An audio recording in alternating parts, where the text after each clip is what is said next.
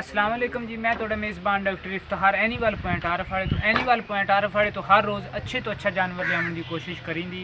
अज मैं कुदरती तौर पर इन्हों के पिंड आया था। इतने मैंने नंबरदार के छोर ने दसिया, उन्हें आख्या यार साढ़े इतने पिंड च एक बंदा 2 झोटियाँ सील करनिया ने। मैं तो झोटियाँ देखियाँ माशाल्लाह मैंने पसंद आईयां। मैं आख्या चलो यार वीडियो चढ़ा देने।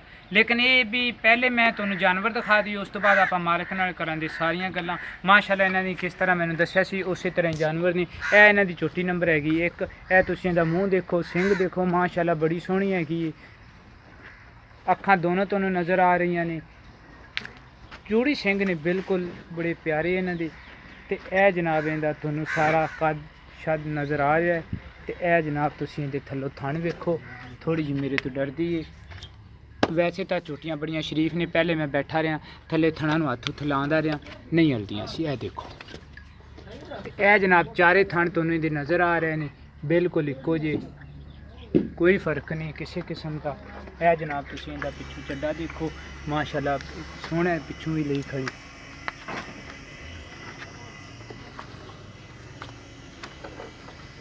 यह जनाब झोटी नंबर हैगी एक। इहदे नाल ही झोटी नंबर खड़ी है 2। नाले तुहानू वो भी दिखाने। यह अगों तुहानू इहदा मूँह सारा नज़र आ रहा है। नाले आपां मालिक तो इहदियां गल्लां पुछांगे सारियां भी ये किन्ने क दिन लैंदी है सूहण दी।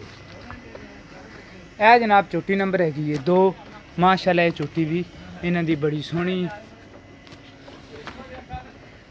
यह जनाब तुसीं अगों देखो इहदा मूँह सारा, माशाल्लाह बड़ियां शरीफ हैगियां ने, साऊ झोटियां ने। किवें मर्जी इन्हां दा मूँह फड़ी जाओ, कुछ मर्जी कीती जाओ, बिल्कुल नहीं आती। यह जनाब झोटी नंबर 2 का भी तुसीं थल्लों थण देखो, माशाल्लाह बिल्कुल इक्को जी, बिल्कुल फासले दे विच। किहड़े वो वीडियो वाले आंदे हुंदे ने फुट फुट, ते असीं भावें किलोमीटर आख दईए ते भावें मरबा आख दईए, जानवर वो ही हुंदा है किहड़ा तुहाडे अगे खड़ा है। माशाल्लाह झोटियां दोवें बड़ियां सोहणियां ने। यह जनाब तुसीं इहदा मूँह देखो, सिर देखो। यह जनाब इधरले पासे देखो। वैसे भी ये झोटियां शरीफ ने, इहदे थणा नूं छेड़ी जो, हत्थ लाई जो, कोई मसला नहीं हैगा। यह जनाब तुहानू इहदे थण चारे नज़र आ रहे हैं, इक्को जे हैगे। यह झोटी नंबर हैगी 2 और झोटी नंबर हैगी 1 किहड़ी तुहानू पहले दिखाई। हुण जरा आपां मालिक नाल गल्लां कर लईए सारी। अस्सलाम वालेकुम। वालेकुम अस्सलाम। की हाल चाल है? अल्लाह दा शुक्र है शफीक भाई। अल्लाह दा करम। शफीक भाई ए केड़ी तुहाडी 1 नंबर झोटी है? हां जी। ये किन्ने क दिन लैंदी है किसी? ये तकरीबन जी 20 दिन लै जासी। 20 दिन लै? हां जी 20 दिन लै जासी। ते केड़ी 2 नंबर झोटी? ओ 22 दिन लै जासी। ओ 22 दिन लै जाएगी। ते ए तुहाडियां झोटियां आपदियां घर दियां ने जी, मेरियां आपदियां दोवें इक्को मज दियां ने या लैदा? आपो आप। अच्छा दोनों लैदा लैदा मज्जां दियां हैगियां। ते दूसरी गल ये हैगी है भी ये किहड़ियां इन्हां दियां मावां सी, उन्हां दे थल्ले दुद्ध शुद्ध? दुद्ध मावां चंगियां सन इन्हां दियां माशाल्लाह। इन्हां दे माल दी पहले भी बड़ी मशहूरी हैगी। किहड़ियां इन्हां दियां मावां ने, उन्हां दे थल्ले अच्छा दुद्ध सी, ते उंदे तो मतलब ये लिया जाता है भी ये भी झोटियां अच्छियां होंदियां। एक झोटी 15 दिन लैंदी हां जी, ते एक झोटी तकरीबन 20 दिन लैंदी है।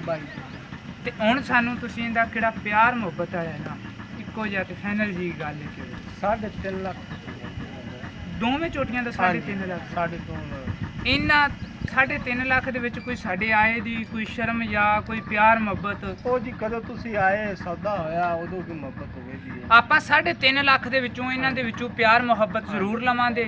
ते अगर कोई बंदा इन्हां दों चों एक झोटी लैनी चाहे वो भी हो जाएगी। वो भी हो जाएगी। ये आंदे ने जी अगर कोई बंदा एक झोटी खरीदनी चाहे तो वो भी असीं दे देंगे। तो तुसीं साडे नाल राबता करो 0346 87 87 250। तो उम्मीद करने भी असीं अगली वीडियो च इंदे नाल भी अच्छे जानवर मिलांगे। पाकिस्तान जिंदाबाद।